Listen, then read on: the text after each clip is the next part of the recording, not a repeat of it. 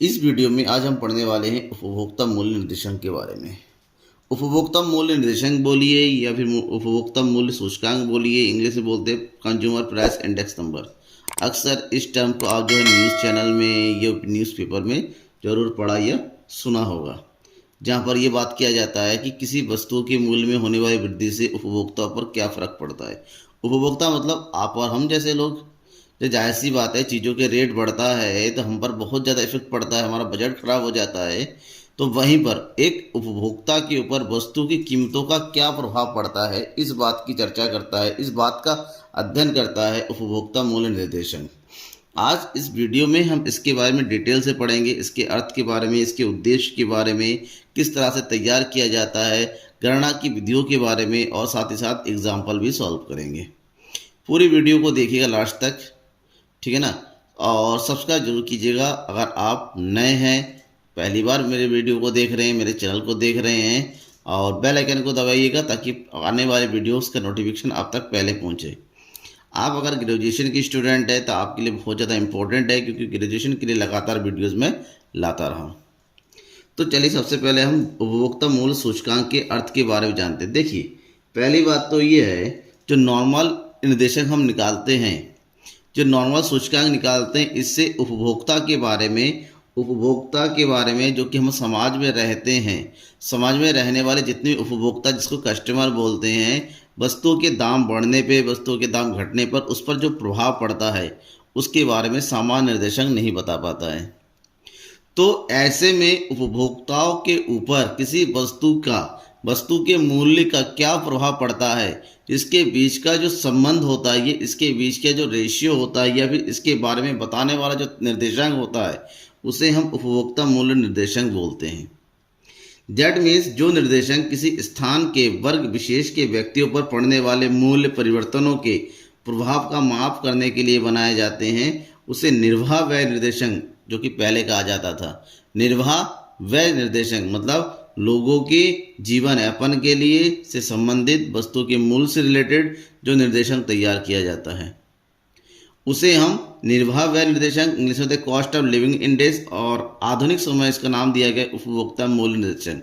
ऐसा क्यों? देखिए, निर्वाह व्यय का मतलब होता है लोगों के जीवन यापन से संबंधित निर्देशांक, लेकिन यहाँ पर जो निर्देशांक होता है वो लोगों के जीवन यापन, क्योंकि हर किसी इंसान की ज़रूरतें अलग अलग है, उनकी आय अलग अलग होती है। तो ज़रूरत के हिसाब से जो उनका निर्देशांक तैयार किया जाता है वो ये निर्देशांक नहीं बता पाता है, ठीक है। तो इसको जीवन निर्वाह व्यय यानी कि जीवन निर्वाह निर्देशांक कहना गलत होता है, इसलिए इसका सामान्य क्या है, उपभोक्ता मूल्य निर्देशांक, यानी कि उपभोक्ताओं के मूल्य को मापने वाला निर्देशांक कहते हैं, ठीक है ना। सही तरीके से अगर इसके हम डेफिनेशन को समझें, यूँ कह सकते हैं कि उपभोक्ता मूल्य निर्देशांक वह निर्देशांक है जो एक समयावधि में, किसी भी एक विशेष समयावधि में कीमत स्तर में होने वाले परिवर्तनों के कारण उपभोक्ताओं के जीवन निर्वाह पर पड़ने वाले प्रभावों को मापता है।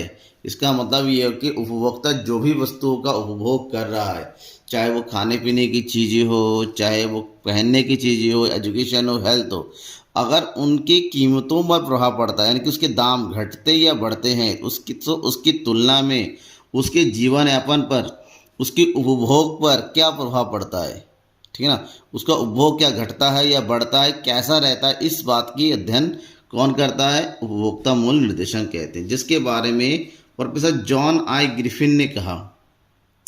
जॉन आई ग्रिफिन बहुत बड़े एक एनालिस्ट थे, अर्थशास्त्री थे। उन्होंने कहा कि यह निर्देशांक केवल मूल्यों में हुए परिवर्तनों को ही मापता है, यानी कि उपभोक्ता मूल्य केवल मूल्यों में, यानी कि वस्तु की कीमतों में जो परिवर्तन होता है उसी को मापता है। ये परिवारों द्वारा खरीदी गई वस्तुओं और सेवाओं की किस्मों, किस तरह की वस्तु का वो प्रयोग करता है, क्योंकि वस्तुएं कई प्रकार की होती हैं, घटिया वस्तु होती है, सामान्य वस्तु होती हैं, और महंगी वस्तु होती हैं, तथा मात्राओं के परिवर्तनों द्वारा जीवन यापन के लिए किए गए संपूर्ण व्यय और विभिन्न स्थानों में जीवन यापन व्यय के अंतरों के बारे में कुछ भी नहीं बताता है। ये केवल इतना बताता है कि वस्तुओं के मूल्य का उपभोक्ता पर क्या प्रभाव पड़ा, लेकिन ये नहीं बताता है कि उपभोक्ता किस प्रकार की वस्तुओं का उपभोग कर रहा है और उसकी कितनी मात्रा का प्रयोग कर रहा है, जिससे उसकी जीवन यापन से संबंधित जो व्यय होता है उस व्यय का प्रभाव इस बात का अध्ययन नहीं करता। ये केवल वस्तु के मूल्य और उस वस्तु के बीच में कि वस्तु की मात्रा के बीच के संबंध को बताता है। ठीक है ना, ध्यान में ही रखना है आपको। तो उपभोक्ता मूल्य सूचकांक आपको समझ में आ गया क्या होता है कि जहाँ पर किसी वस्तु के मूल्य में होने वाले परिवर्तन की तुलना में उपभोक्ता की आय व्यय में उपभोक्ता की उपभोग मात्रा में जो परिवर्तन होता है उसको बोलेंगे। तो उपभोक्ता मूल्य सूचकांक की रचना कैसे की जाती है, कैसे तैयार किया जाता है, इसकी एक प्रोसेस है। तो स्टेप टू स्टेप अगर प्रोसेस की बात करेंगे तो सबसे पहला काम होता है उपभोक्ता का चयन। हमें किस प्रकार के उपभोक्ताओं का चयन करना है, यानी किस प्रकार के उपभोक्ताओं के प्रभावों को जानना, ये जानना जरूरी है। क्योंकि उपभोक्ता कई प्रकार के होते हैं, निम्न वर्गीय, मध्यम वर्गीय, उच्च वर्गीय। ठीक है ना, सामान्य उपभोक्ता, विशिष्ट उपभोक्ता। तो किस प्रकार के उपभोक्ताओं के बारे में जानकारी प्राप्त करना है, तो सबसे पहले स्टेप में तो हमें ये पूरा करना है। दूसरा, उपभोक्ता के ज्ञान होने के बाद दूसरा होता है आधार वर्ष की चयन। क्यों? कि तुलना करने के लिए, इंडेक्स नंबर निकालने के लिए आधार वर्ष का होना है, जरूरी है कि अगर हमें तुलना करनी है कि किस वर्ष के साथ हमें तुलना करें तो आधार वर्ष का चयन करना होता है। आधार वर्ष मतलब एक ऐसा साल जिसके साथ वर्तमान साल की कीमतों का या वस्तुओं की मात्राओं की तुलना किया जा सके। और आधार वर्ष जो है सरकार के द्वारा या जिसके द्वारा ये एजेंसी के थ्रू डिसाइड किया जाता है किस ईयर के साथ तुलना। बेसिकली आधार वर्ष वह वर्ष तैयार किया जाता है जिस वर्ष की वस्तु की कीमतों में सबसे कम परिवर्तन होता है, यानी कि ये स्थिरता ज़्यादा रहती है, फ्लक्चुएशन कम होता है। अब आधार वर्ष की जानकारी करने के बाद हमें ये पता करना होता है कि परिवार का बजट कैसा होता है, यानी कि परिवार किस प्रकार से व्यय करती है, किन किन वस्तुओं पर व्यय करती है, उसके बारे में जानकारी इकट्ठा किया जाता है। क्योंकि हमें परिवारों के बारे में, उपभोक्ताओं के बारे में ही अध्ययन करना है, तो उसके बारे में इसमें क्या किया जाता है, वस्तुएं जो चयनित उपभोक्ता वर्ग द्वारा उपभोग की जाती है। जो उपभोक्ता वर्ग का हमने चयन किया है वो किस प्रकार की वस्तुओं को उपभोग कर रहे हैं, उनके द्वारा वस्तुओं की उपभोग की वस्तुओं की मात्राएं कितनी है, क्वांटिटी कितनी यूज़ करते हैं, संबंधित वस्तुओं और सेवाओं की कीमतें क्या क्या हैं, और वस्तुओं के उपभोग पर उन्होंने कितना खर्च किया है। तो इन चार चीज़ों के बारे में पता किया जाता है, क्योंकि निर्देशन के लिए इनका होना जरूरी होता है। और ध्यान में ये रखना है कि उपभोक्ता की जो वस्तुएं होती हैं, जो उपभोक्ता वस्तुएं उसे 6 कैटेगरी में बांटा गया है। खाद्य सामग्री से संबंधित वस्तुएं, वस्त्र, ईंधन तथा प्रकाश यानी कि फ्यूल एंड लाइट, मकान का किराया, चाहे खुद के मकान हो या किराए पे रहते हो, शिक्षा एवं स्वास्थ्य पर व्यय, और उसके बाद विविध व्यय। ये 6 प्रकार के उपभोक्ता वस्तु होती है जिन पर एक उपभोक्ता व्यय करता है और जीवन निर्वाह के लिए जरूरी होता है। और इसी के अकॉर्डिंग आगे जाके जो है टेबल तैयार किया जाता है, सूचकांक तैयार किया जाता है। चौथे नंबर पे कीमतों की जानकारी। जब हमें वस्तुओं की थोक कीमत के बारे में जानकारी होती है, वस्तु की जानकारी, तो उसके वर्तमान में ये देना होता है उपभोक्ता अपने लोकल क्षेत्र में किस मूल्य पर परचेज करता है, यानी कि फुटकर कीमतों के बारे में जानकारी रखना होता है।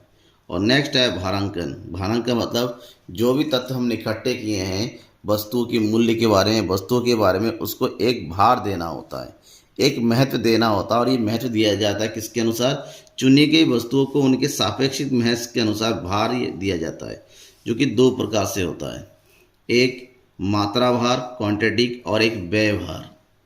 मात्रा भार को हम शॉर्टकट में Q0 कह सकते हैं, और अक्सर यहाँ पर 0 का मतलब होता है कौन सा ईयर, बेस ईयर, यानी कि आधार वर्ष के बारे में बताता है।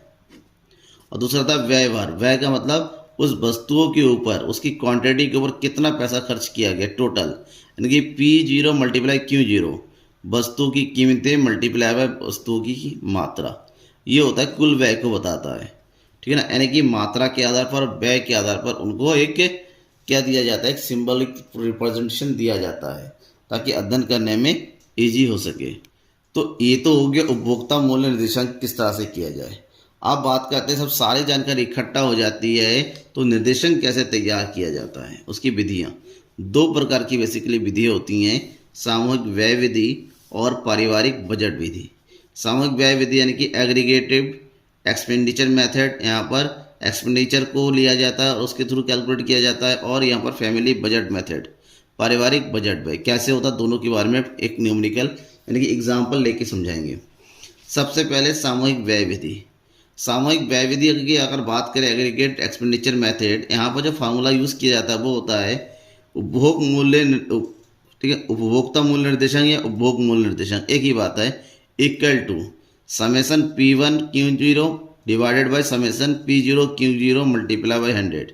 यहाँ पर P0 का मतलब होता है आधार वर्ष की कीमतें, P1 का मतलब होता है चालू वर्ष की कीमतें, और Q0 का मतलब होता है मात्राओं का भार, कितनी क्वांटिटी है। तो पहला है समेसन P1Q0 का मतलब होता है ये मल्टीप्लिकेशन होता है किसका, चालू वर्ष की कीमतों का और मात्राओं के भार का। दूसरा P0Q0 मतलब चालू वर्ष की कीमतें और मात्राओं के भार का। देन यहाँ पर जो कीमतें हैं दो आधार पर लिया गया, एक आधार वर्ष का और एक चालू वर्ष का। चालू वर्ष की तुलना की जाती है आधार वर्ष के साथ, ठीक है ना, और तभी इंडेक्स नंबर कैलकुलेट होके आता है। फॉर एग्जाम्पल एक क्वेश्चन दे रखा है, निम्नलिखित समांकों से सामूहिक व्यय रीति द्वारा 2018 को आधार मानकर वर्ष 2022 के लिए उपभोक्ता मूल्य निर्देशांक ज्ञात कीजिए। 2018 हमारा आधार वर्ष है, ठीक है ना, और उपभोग की मात्रा हो गया, और 2022 हमारा चालू वर्ष है। तो 2018 में उपभोग की मात्रा कितनी है, सेम क्वांटिटी 2018 के साथ सेम क्वांटिटी 2022 के साथ हमें कंपेरिजन करनी है। ये क्वेश्चन गिवन है और आपको उपभोक्ता मूल्य निर्देशांक निकालना, जब इसका फार्मूला होता है P1Q0 P0Q0। तो सबसे पहले हम क्या निकालना है, P1Q0, और उसके बाद निकालना है P0Q0। तो ये हो गया P1 और ये हो गया Q0, मल्टीप्लाई कर दीजिए, 20 मल्टीप्लाई बाई 40 दैट इज 800, ठीक है। 25 मल्टीप्लाई बाई 60 तो ये कितना हो जाएगा 1500। नेक्स्ट 0.50 मल्टीप्लाई बाई 5 ये कितना हो जाएगा 2.5, और 6.25 मल्टीप्लाई बाई 20 ये कितना हो जाएगा 102.4, और लास्ट हो जाएगा 1.50 मल्टीप्लाई बाई 10 ये कितना हो जाएगा 15। सो इतना मल्टीप्लाई गलत हो गया, 6.25 मल्टीप्लाई 20 मल्टीप्लाई करेंगे तो ये आ जाएगा 125, ये गलत ऐड कर दिया हमने, 125.0, ठीक है। ये हो गया कंप्लीट। अब हमें P0Q0 निकालना है, तो इन दोनों को मल्टीप्लाई करना है, इनकी 16 मल्टीप्लाई बाई 40 ये कितना हो गया 640, 40 मल्टीप्लाई बाई 25 ये कितना हो जाएगा 1000। नेक्स्ट 0.50 मल्टीप्लाई 5 ये कितना हो जाएगा 2.5। नेक्स्ट 5.12 मल्टीप्लाई 20 कितना हो जाएगा, ये आ जाएगा 102.4, और फिर 2 मल्टीप्लाई बाई 10 ये कितना हो जाएगा आपका 20। अब दोनों को ऐड कर देना है, टोटल सम टोटल निकालना है, क्योंकि समेसन P1Q0 और समेसन P0Q0 चाहिए।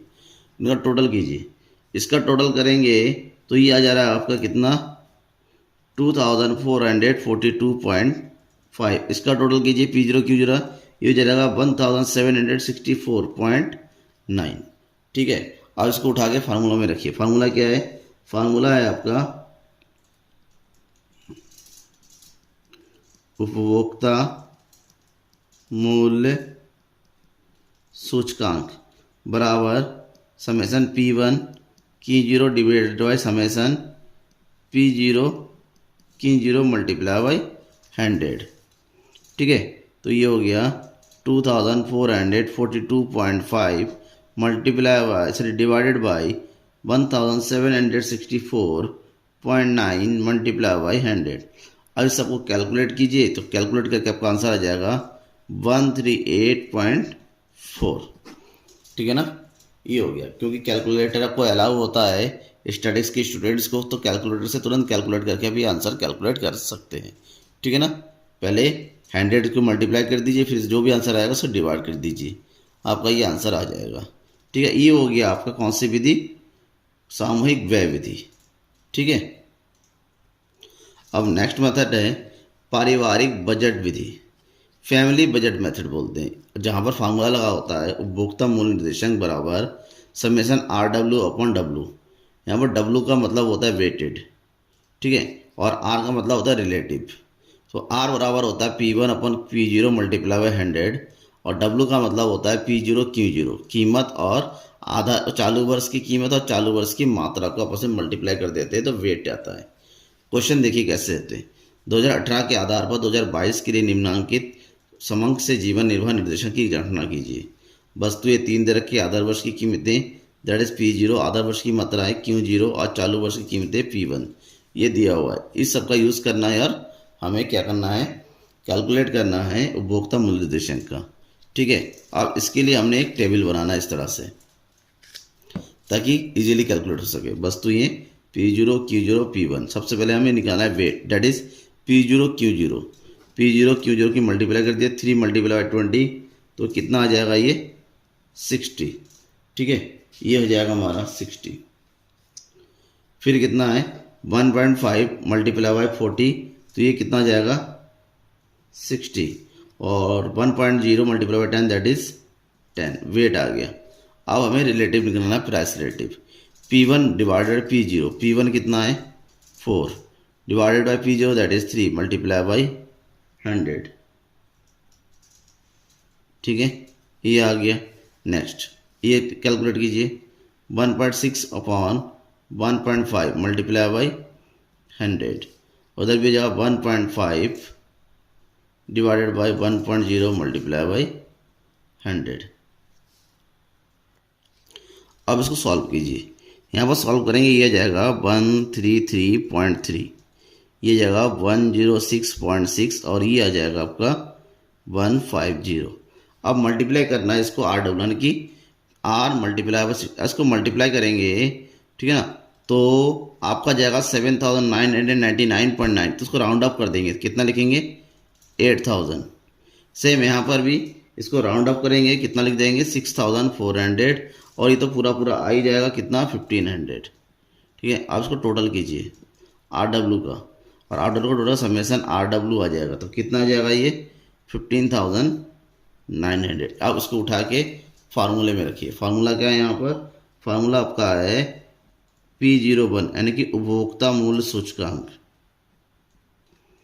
उपभोक्ता मूल्य सूचकांक बराबर आ जाएगा summation R W upon summation W. W का टोटल कीजिए तो ये कितना आ जाएगा 60 120 दैट इज 130, ये हो जाएगा 15,900 डिवाइडेड बाई 130, तो कैलकुलेट करके आपका आंसर आ जाएगा 122.31। ठीक है, ये आपका आंसर आ गया। इस तरीके से हम उपभोक्ता मूल्य सूचकांक कैलकुलेट कर सकते हैं। पसंद आ गया आपको वीडियो को तो लाइक कीजिएगा और दोस्तों के बीच में शेयर जरूर कीजिएगा। थैंक यू पूरी वीडियो को लास्ट तक आपको देखते रहने के लिए।